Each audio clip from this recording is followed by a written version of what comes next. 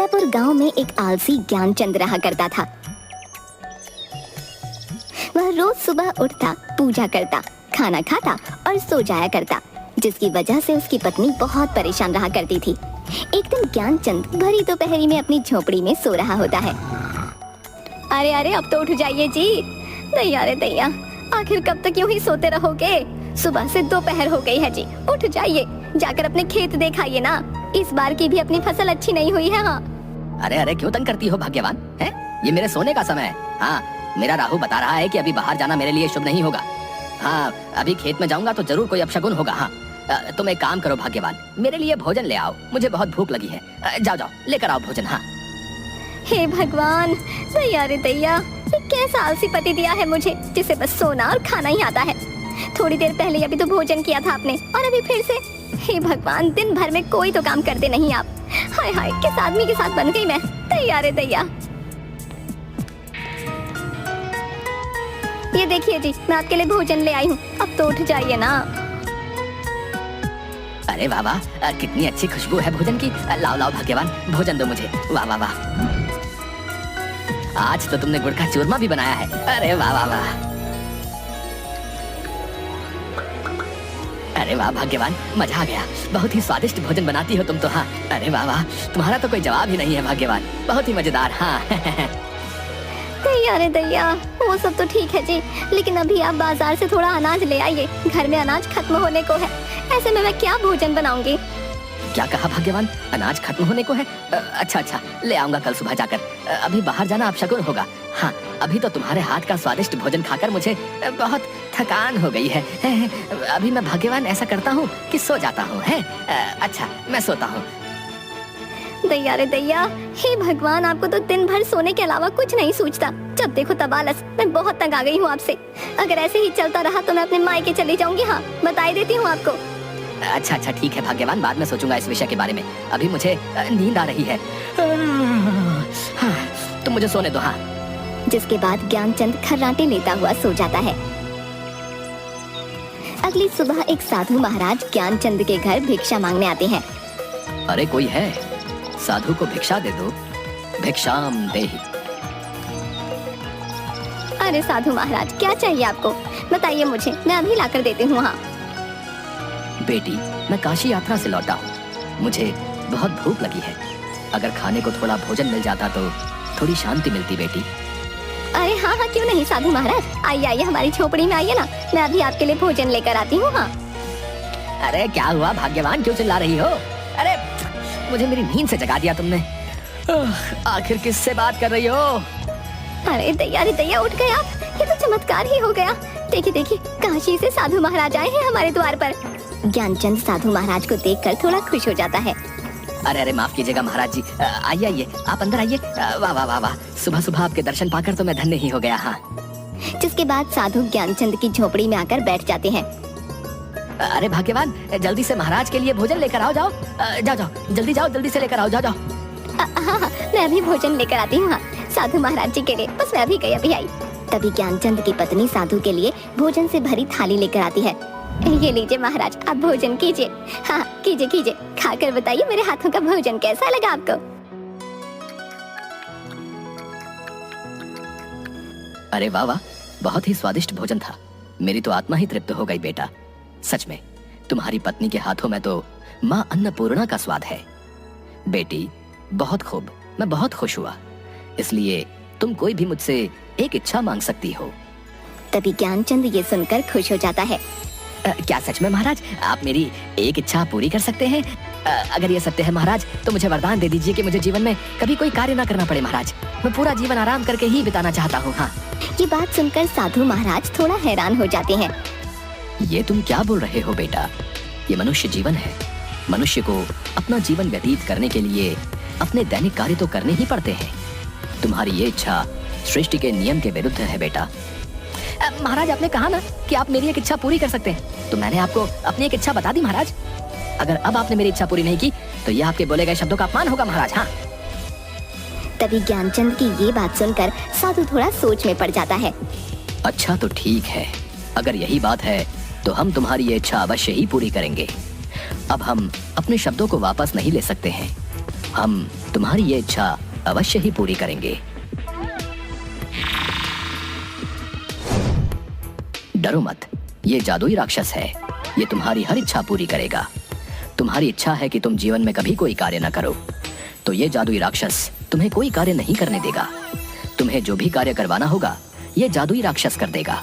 लेकिन याद रखना, इस जादुई राक्षस को तुम्हें हमेशा किसी न किसी कार्य में ही व्यस्त रखना होगा, क्योंकि जिस दिन इस राक्षस के पास करने को कोई कार्य नहीं होगा, ये तुम्हें ही खा जाएगा।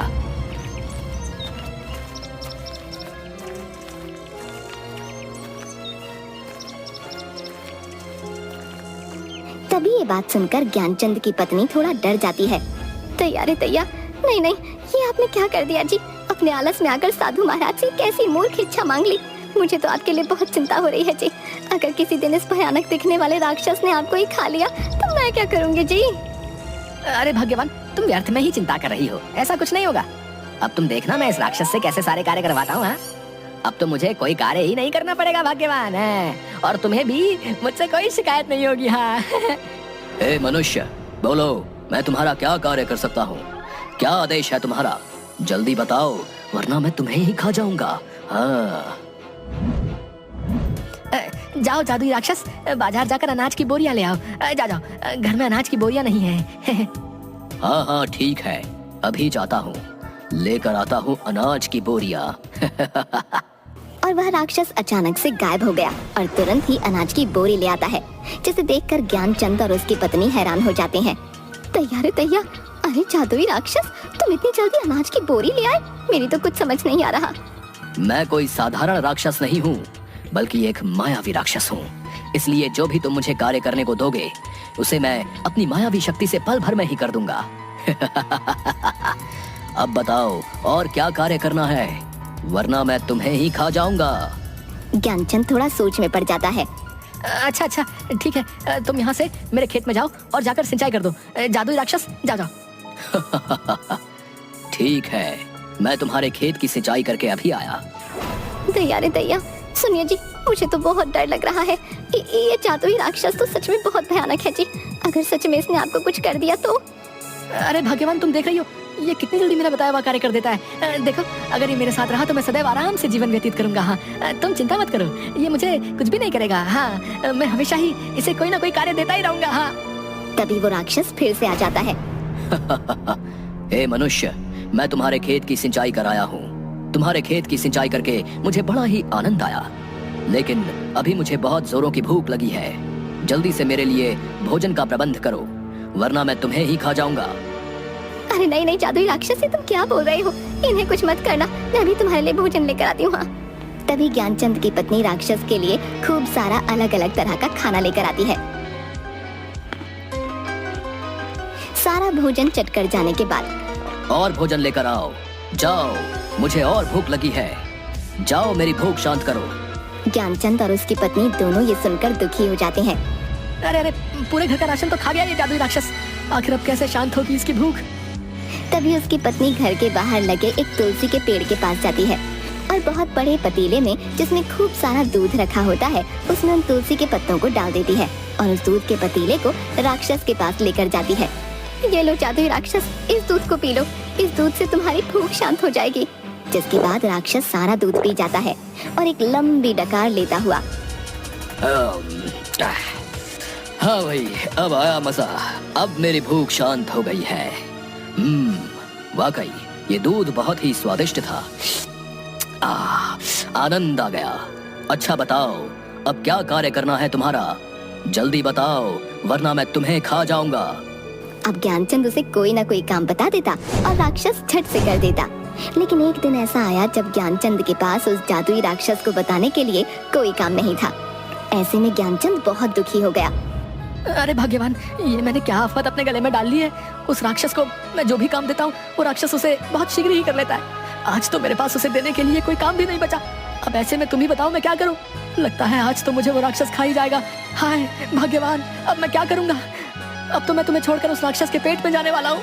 हाय हाय हाय। तैयार है तैयार, आप चुप हो जाइए जी।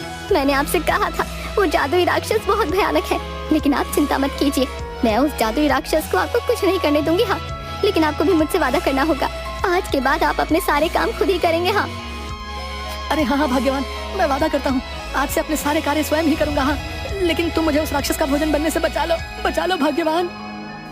अच्छा अच्छा ठीक है, अब आप देखना मैं उस राक्षस को आज कितना महत्वपूर्ण कार्य देती हूँ जिसे वो जादुई राक्षस कभी पूरा नहीं कर पाएगा। तभी वहाँ पर राक्षस आ जाता है और ज्ञानचंद से, हे मनुष्य, बताओ मुझे आज क्या कार्य करना है, जल्दी बताओ वरना मैं तुम्हें ही खा जाऊंगा। अरे दैया, ओ जादुई राक्षस, आज मैं तुझे काम देती हूँ। मेरी झोपड़ी के पीछे एक मोती नाम का मेरा प्यारा कुत्ता रहता है। तुम चाहो उस मोती की तुम को सीधा कर दो। जब तक उस मोती की तुम सीधी नहीं हो जाती तुम यहाँ वापस मत आना। हाँ। अच्छा ठीक है, मैं अभी जाता हूँ और उस मोती कुत्ते की दुम को सीधी करके अभी आता हूँ। अरे भाग्यवान, ये क्या काम दिया तुमने उस जादू राक्षस को? तुम देखना वो अभी मोती की दुम सीधी करके आता ही होगा। हाँ, अब तो वो मुझे खा ही जाएगा। हाँ दैया, आप भी ना बिल्कुल मूर्ख ही हैं। अरे भला कुत्ते की भी दुम कभी सीधी होती है? वो जादुई राक्षस मोती की दुम को कभी सीधा नहीं कर पाएगा। हाँ, और ना वापस यहाँ लौट कर आएगा। अरे वाह भाग्यवान, ये तो मैंने सोचा ही नहीं। अरे भाई वाह, मान गया तुम्हें, क्या दिमाग लगाया तुमने भाग्यवान। हाँ भाग्यवान, बहुत ही अच्छा। हाँ, अब वो राक्षस वर्षों तक कभी मोती की दुम को सीधा नहीं कर पाएगा। हाँ। जिसके बाद अगले ही दिन से ज्ञानचंद अपने सारे काम खुद करने लगा, किसी आलस के बिना। और उधर जादुई राक्षस मोती के पीछे उसकी दुम को सीधा करने के लिए कई वर्षों तक यूं ही भागता रहा। न तो वह कभी मोती की दुम को सीधा कर पाया और न लौटकर ज्ञानचंद के पास